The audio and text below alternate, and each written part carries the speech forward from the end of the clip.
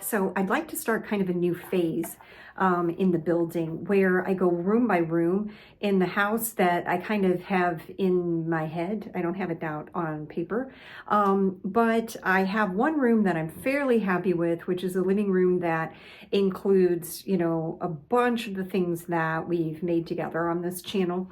And the next thing that I want to do, and this is my idea board, is I would like to do a Craftsman or mission, however you want to call it, library.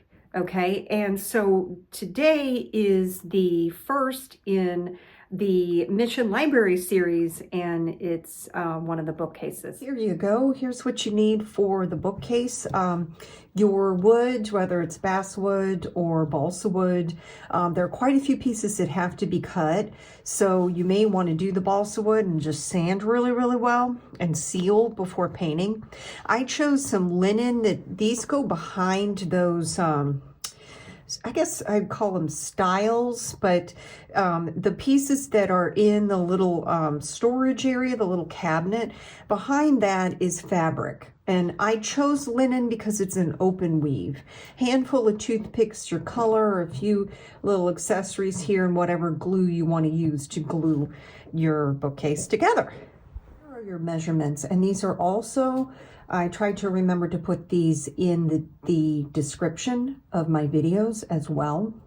But what you're looking at here is the back, and the back is 3.6 by 9.3. You have two sides, of course, and the sides are 1.9 by 9.3. Okay, so those all you can tell. The bottom is 4, okay, by 1.9. The top is a little bit larger because it's going to hang over a little bit in the front. And so your top is 4 by 2.1. You're going to have 6 shelves, okay, and those shelves are 3.6 by 1.7. And that way they'll fit in there. They should fit in nice and snug into your project here. Now, the toothpicks, let's just wait on those a minute. Okay, let's get this cut out. Get these nice and sanded as well, especially if you're using the balsa wood. You've cut and sanded really well. Then what you can do, you have a choice. You can go ahead and paint and then glue this together, or you can go ahead and glue. And either way, you've got to be really careful to try to keep the glue off of an area that might show. So if you're making more than one bookcase, then probably it doesn't matter if you have one bad side, you know, like where your paint, maybe the glue showed, or maybe the paint didn't take as well. But at least one of the sides would have to be good, even if you're going to put a bunch of these together, which I will eventually make 4 of these total to pretty much take up most of a wall, because as I already explained, I'm trying to make a library. Okay, so what I'm going to do is I'm going to go ahead and show you in what order or in what way that you're going to glue this together, because I had a specific way so that everything will fit the way I wanted, and it looks a little bit more realistic. So what we're going to do first is go ahead and put some glue along the sides of the back, and you're going to go ahead and start with those sides. So I have to try to do what I just told you, which is to keep it off of surfaces that I don't want it to be glued on or have the glue on. And so what we can do, run my finger there and see if that works okay. So this is what we can do first. And I'm going to need to hold this until it's pretty dry. Now for the top and the bottom. The bottom is super easy. You're just going to put your glue on here, and you're just going to glue that on there, and then it'll give you, it'll look pretty much the way that the cabinetry would look. This would be maybe a piece that had molding or something on it. Okay, now the top, before you go and glue this on, do a little bit of sanding at an angle. So essentially what you're doing is you're sanding off that edge, and you might notice something. Let me get this started here. I'm gonna hold that like so, and let me see if it'll do it. Hopefully what happens if you hold that at just the right angle, it'll take off a little bit that, because this is why this is 2.1 instead of whatever that one was, 1.9.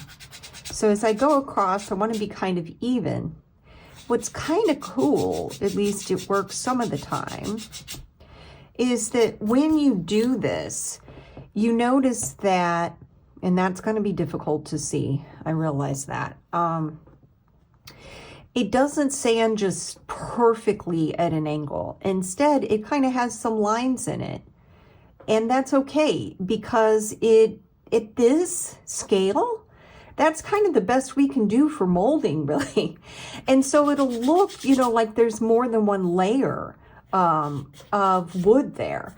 And so if you're kind of aware of what we're hoping to have, then you're not going to be concerned, or don't be concerned about it not being perfectly at an angle, like perfect, you know, all the way across really straight, because it's going to actually look better. Okay. So that being said, then we can just go ahead and we can glue the bottom and the top, and then wait for that to dry nicely. Your glue is nice and dry. Sand, sand, sand. I know you just already sanded, but you're going to want to sand. Like, this is not a perfect seam. You really want to take your sander, whatever you're using, and try to get that to be a nice flat seam. For instance, I need to do, and I want to square that off in the front. So that's probably the wrong side to use. And I want that to be just really nice. If you got any glue where it shouldn't be, sand, sand, sand, because the glue will affect how your paint it will take. So I'm going to use for the whole room Burnt Sienna. Okay, and I used that. We already made a couch, and I used that, and we made a light. And so even your shelves, be sure and paint those. And when we go to install these shelves, we can mark where we want to put these. Okay, I like to mark them here on this surface. So if you want to move ahead, that's going to be the next step. That everything is painted. Now it's time for the toothpicks. So you need 4 toothpicks at 2 centimeters even. Then you need 10, yes, 10 of the 2.3 length. Okay, so 2.3 and then just 2. And then, you know, I would sand first and then cut them, and then sand the ends if they're not even, so you can get a nice squared edge. And then I definitely paint these ahead of time. I think you'll be happier if you do that. If you forget, it's not a big deal, but these are what makes the doors. And so there'd be a lot of like nooks and crannies and things like that you'd have to deal with. Ready to make the little doors. So you're going to take 2 of the 2 millimeter ones, and those are going to go on the top and the bottom. So not let me move this up. Not here. You're gluing them to the tops of the 2.3s. Okay, and you're going to use your board to help you. And I would wait for this outside frame to dry, okay, before you go ahead and do the middle, the kind of the decoration part. And what you'll do here is you'll actually just sort of find the middle and start from the middle, and then you'll put 1 on each side of that middle. You want these to be closer to the inside than the outside What I mean is these three will be fairly close together, and farther away from this outside. So when you're done gluing that, it'll look approximately like this. And then you can go ahead and glue the next one. And we'll move on to applying the fabric to the back. We're ready for some fabric now. So as soon as these are good and dry, then what you can do is, this is linen, so it's going to be really easy for me to pull at the edge here. Get yourself at least one, if not two is better, nice kind of straight edges like this, so that, I'm going to scooch up, so that you can get it started. So all you're going to do is just glue this to the back, and try not to have, you know, a lot of raw edge on there, but it can be touched up with paint. So we're just going to glue those and trim them, and we'll come back. We can install these doors, and they measure, when all is finished here, they measure 2.7 in height. So you want to take one of your shelves, and what you're going to do is glue this in such a way that it is right behind the top of these doors, okay? Something like that. And so you can glue the shelf in first, and then I wouldn't wait for it to quite dry, and then I would go ahead and install my doors and just center them. If they stick out a little bit on the side like mine does, because my toothpicks weren't perfect, that's okay. Just see if you can't get them on there straight and centered. And you're going to go ahead and just glue all that. You'll glue everything together. So the only tricky thing is don't let the glue dry too much on this, because you're probably going to have to adjust this. You might have to adjust it this way or adjust it down or up to do that. So let's go ahead and do this. As for the doorknobs, so I didn't tell you what supply you might need for this, because I wasn't really sure. These I found around the place, and I thought, well, okay, I'll, you know, use those, cut those off there. But then maybe you don't have found objects around. So what you can do, and this is super small, but I just cut a little piece of the end of a toothpick, and you could paint that and put those on there. It'd be perfectly fine. You could paint it the same as this, or maybe you make it metallic. If you do choose metallic, my advice would be to choose a goldish color, because this is a warm color.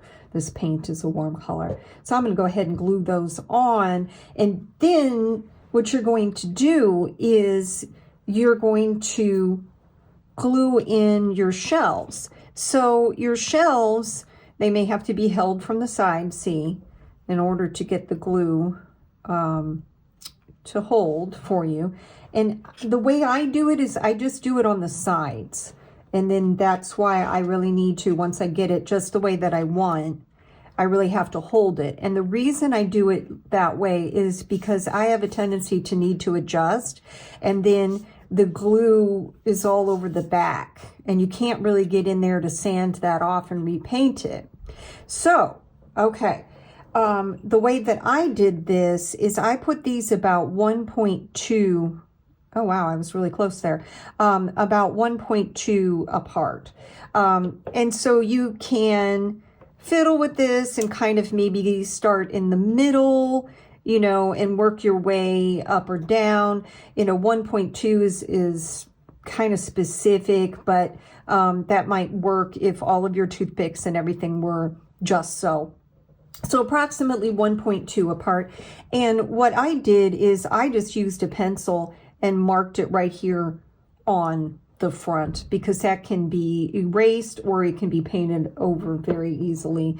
The pencil is kind of hard to see, but it's got its, you know, pros and cons. So there we go. That's it.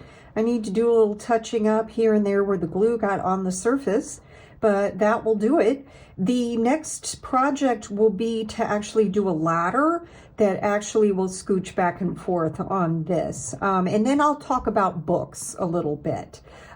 These could use a slight adjustment as well, it looks like. But anyway, that's pretty much the way that it's going to look. And thank you so much for watching, and please don't forget to subscribe. Bye-bye.